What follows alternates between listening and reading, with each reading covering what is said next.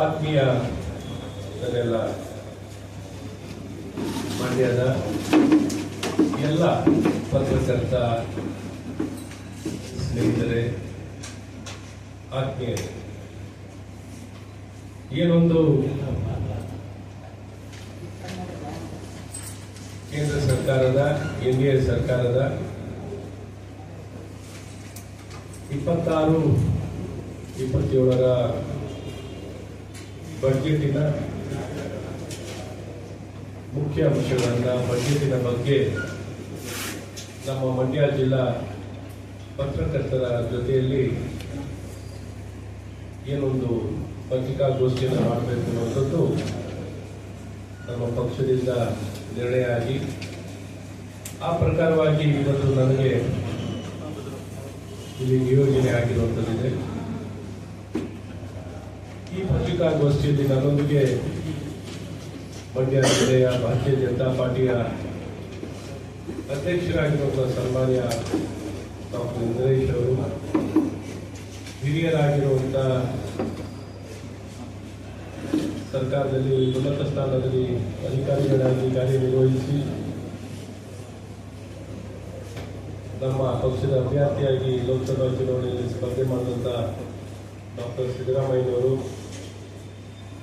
ಯುವ ನಾಯಕರಾಗಿರುವಂಥ ಸಚಿವರು ಅಶೋಕ್ ಜಯರಾಮ್ ಅವರು, ವಸಂತ್ ಅವರು, ನಮ್ಮ ಅಶೋಕ್ ಅವರು, ಶ್ರೀಧರ್ ಅವರು, ಇವರೆಲ್ಲರೂ ಇವತ್ತು ನನ್ನೊಂದಿಗೆ ಏನೊಂದು ಕರ್ತವ್ಯ ಭವನದಿಂದ ಮಂಡನೆಯಾದಂಥ ಮೊದಲನೇ ಬಜೆಟ್ 26-27ನೇ ಬಜೆಟು ಒಂದು ವಿಶೇಷ ಏನಂದ್ರೆ ಕರ್ತವ್ಯ ಭವನದಲ್ಲಿ ತಯಾರಾದಂಥ ಒಂದು ಮೊದಲನೇ ಬಜೆಟ್. ಈ ಬಜೆಟ್ ಅಲ್ಲಿ ಏನೊಂದು ಮೋದಿ ಸರ್ಕಾರ ಕೆಲವು ತತ್ವಗಳನ್ನ ಆಧರಿಸಿ ಈ ಬಜೆಟ್ ಬರೋದಾಗಿದೆ. ಸ್ಪಷ್ಟಗಿಂತ ಕ್ರಿಯೆ ಇರಬೇಕು ಅನ್ನುವಂಥದ್ದು, ಆಡಂಬರಕ್ಕಿಂತ ಸುಧಾರಣೆಗೆ ಒತ್ತು ಕೊಟ್ಟಿರುವಂಥದ್ದು, ಜನಪ್ರಿಯತೆಗಿಂತ ಜನಹಿತಕ್ಕೆ ಒತ್ತು ಕೊಟ್ಟಿರುವಂಥದ್ದು ಬಹಳ ಮುಖ್ಯವಾಗಿರುವಂತಹ ಈ ತತ್ವ ಆಧಾರಿತವಾಗಿದೆ. ಮತ್ತು ನಮ್ಮ ಗುರಿ ಏನೋ ಆತ್ಮನಿರ್ಭರ್ ಭಾರತ್, ಸ್ವಾವಲಂಬಿ ವಿಕಸಿತ ಭಾರತವನ್ನ ಒಂದು ಗುರಿಯಾಗಿಟ್ಟುಕೊಂಡು ಉದ್ಯೋಗ ಸೃಷ್ಟಿಗೆ, ಕೃಷಿ ಉತ್ಪಾದನೆಯನ್ನು ಹೆಚ್ಚಿಸಲಿಕ್ಕೆ, ನಾಗರಿಕರಿಗೆ ಕೊಂಡೊಂದ ಶಕ್ತಿಯನ್ನು ಹೆಚ್ಚಿಸುವಂತ ಒಂದು ಗುರಿಯನ್ನಾಗಿಟ್ಟುಕೊಂಡು ಈ ಬಜೆಟ್ ಅನ್ನ ತಯಾರು ಮಾಡುವಂತದ್ದಾಗಿದೆ. ಈ ಬಜೆಟ್ ಅನ್ನ ಒಂದು 3 ಭಾಗವಾಗಿ, 3 ಕರ್ತವ್ಯ ಒಂದು ಭಾಗವಾಗಿ ವಿಂಗಡಣೆ ಮಾಡುವಂತದ್ದಾಗಿದೆ.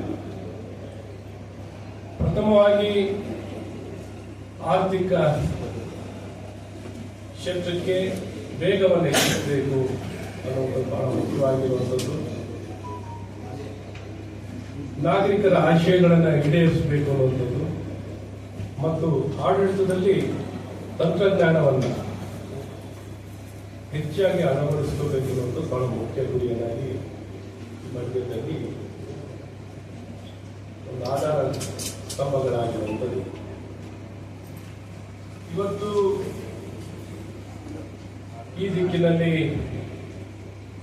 ಬಹಳಷ್ಟು ಸುಧಾರಣೆಗಳನ್ನ, ಪ್ರತಿನಿತ್ಯ ಹೆಚ್ಚಿನ ಸುಧಾರಣೆಗಳನ್ನ ತರಲಿಕ್ಕೆ ಆಡಳಿತದಲ್ಲಿ ವಿವಿಧ ಕ್ಷೇತ್ರದಲ್ಲಿ ಸುಧಾರಣೆಗಳನ್ನ ತರಲಿಕ್ಕೆ ಏನೊಂದು ಕಳೆದ ವರ್ಷದ ಸ್ವಾತಂತ್ರ್ಯ ದಿನಾಚರಣೆಯ ಭಾಷಣ ಮಾಡುವಂಥ ಸಂದರ್ಭದಲ್ಲಿ ತದನಂತರ ಒಂದು 350ಕ್ಕಿಂತ ಹೆಚ್ಚು ಸುಧಾರಣೆಗಳನ್ನು ತರುವಂಥದ್ದಾಗಿದೆ. ಈ ಸುಧಾರಣೆಗಳ ಆಧಾರಿತವಾಗಿ ಈ ಬಜೆಟ್ ಮಾಡುವಂಥದ್ದಾಗಿದೆ.